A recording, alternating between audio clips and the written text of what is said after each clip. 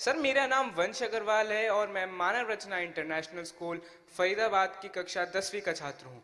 Sir, मेरा आपसे यह सवाल है कि हमें अपने लक्ष्य को निर्धारित कैसे करना चाहिए। हमें अपने लक्ष्य को निर्धारित करने में कंजर्वेटिव होना चाहिए या सदैव बड़ा लक्ष्य निर्धारित करना चाहिए। इसमें आपका अनुभव क्या कहता है? धन्यवाद। माननीय, इस पर हम सबको कुछ पता है।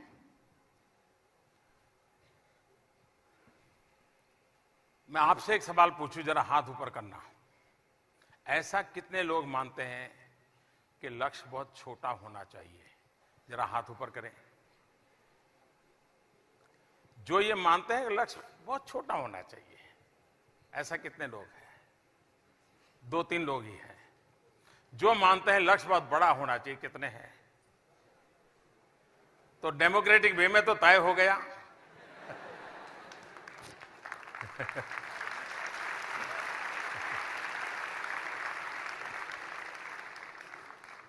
हम लोग गुजरात में बचपन से कहावत सुनते हैं,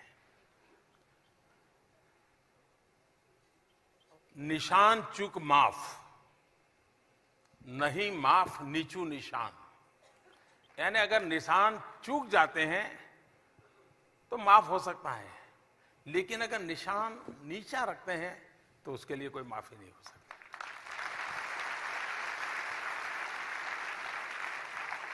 जब लक्ष्य तय करते हैं तो मेरा एक मत रहता है कि लक्ष्य ऐसा होना चाहिए जो पहुंच में हो लेकिन पकड़ में न हो।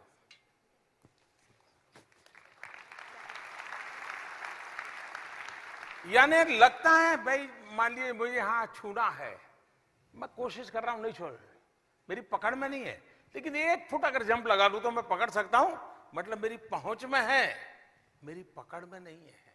एक बार पहुंच वाला लक्ष्य होगा, जब पकड़ में आ जाएगा तो फिर नया लक्ष्य की प्रेरणा उसी में से पैदा होगी। और इसलिए लेकिन ऐसा भी ना हो कि हम कुछ ना करने के लिए बड़े बड़े लक्ष्य की बातें करते रहें। मैंने कुछ बच्चे ऐसे देखे हैं कि ग्रेजुएशन के बाद पूछेंगे क्या करते हो, तो मैंने देखा तो वो कहते थे सीए कर रहा हूं। तो मैं हैरान था, इतने सारे लोग सीए कर रहे हैं, क्या क्यों कर रहे हैं ऐसा? तो पता चला कि वो, ये मैं कोई 20 साल पहले की बात कर रहा हूं, कि ये सीए कर रहा हूं ऐसा क्यों कर रहे हैं। तो मैंने थोड़ा उनके परिवार इधर उधर बातें करते देखे ना, मैंने पाया कि कुछ नहीं करता हूं, ये जवाब बड़ा भारी रहता है।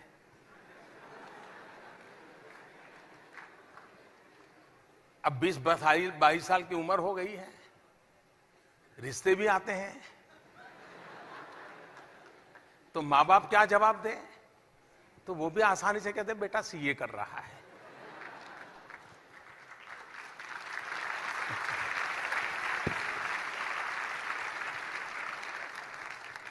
अब ये लक्ष्य नहीं है जी, ये तो एक प्रकार से चालबाजी है अपने आप को सुरक्षित करने की।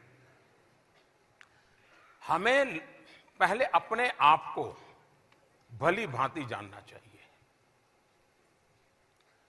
अपने तरीके से जानना चाहिए, किसी के संदर्भ में नहीं, अपने माँ बाप के सपनों के संदर्भ में नहीं, अपने टीचर के सपनों के संदर्भ में नहीं, आपके प्रधानमंत्री के भाषण के संदर्भ में नहीं, खुद के संदर्भ में।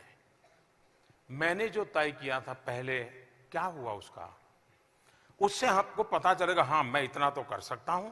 तो तय करो, यहां नहीं रुकना है, 5 कदम और जाना है।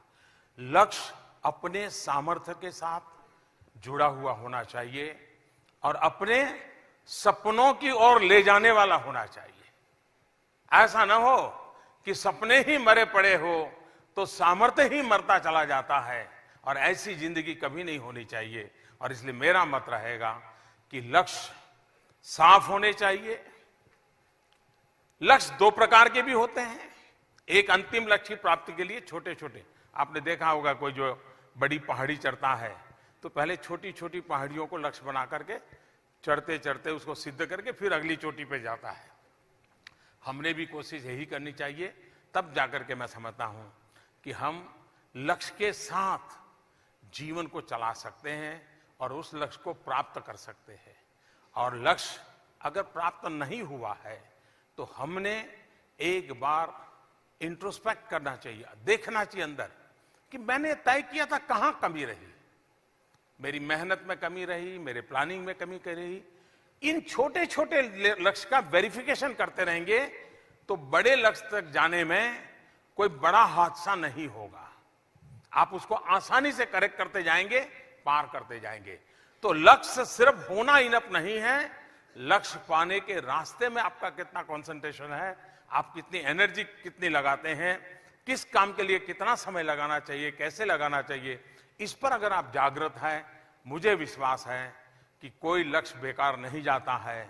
वो लक्ष्य आपको भी सामर्थ्यवान बनाता है।